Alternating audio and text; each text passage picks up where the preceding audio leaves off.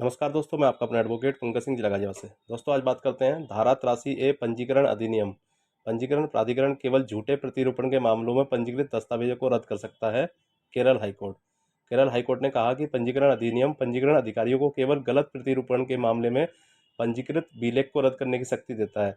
पंजीकरण अधिनियम की धारा 83A का विश्लेषण करने पर जस्टिस बिजरू अब्राहम ने कहा कि पंजीकृत दस्तावेजों को पंजीकरण अधिकारी द्वारा केवल वसीयत निष्पादित करने के लिए गलत प्रतिरूपण के आधार पर रद्द किया जा सकता है।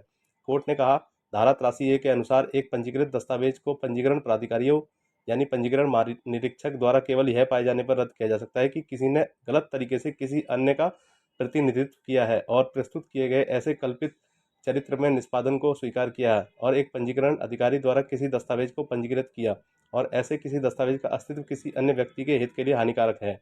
मामले में पहले याचिकाकर्ता की मां ने उसके पक्ष में वसीयत दर्ज कराई थी। मां की मृत्यु पर वसीयतकर्ता के पति ने पुरानी वसीयत रद्द कर दी और उत्तरदाताओं के पक्ष में एक नई वसीयत पंजीकृत की जो उनके अन्य बच्चे थे। इस प्रकार याचिकाकर्ताओं ने पंजीकृत नई वसीयत को रद्द करने के लिए सर्टियोररी रिट की मांग करते हुए अदालत का दरवाजा खटखटाया। उत्तरदाताओं ने तर्क दिया कि वसीयत की वैधता को चुनौती देने के लिए संविधान के अनुच्छेद 226 के तहत रिट याचिका सुनवाई योग्य नहीं है। यह भी प्रस्तुत किया गया कि वसीयतकर्ता के पति के पास पहली वसीयत को रद्द करने की पर्याप्त शक्तियां थी, क्योंकि याचिकाकर्ताओं ने उनकी देखभाल करने में उपेक्षा की थी। न्यायालय ने कहा कि नई वसीयत निष्पादित करने की वसीयतकर्ता के पति के शक्ति के संबंध में वसीयत की सामग्री की व्याख्या एक सिविल अदालत के समक्ष विचार किए जाने वाले मामले हैं, न कि रिट कार्यवाही में।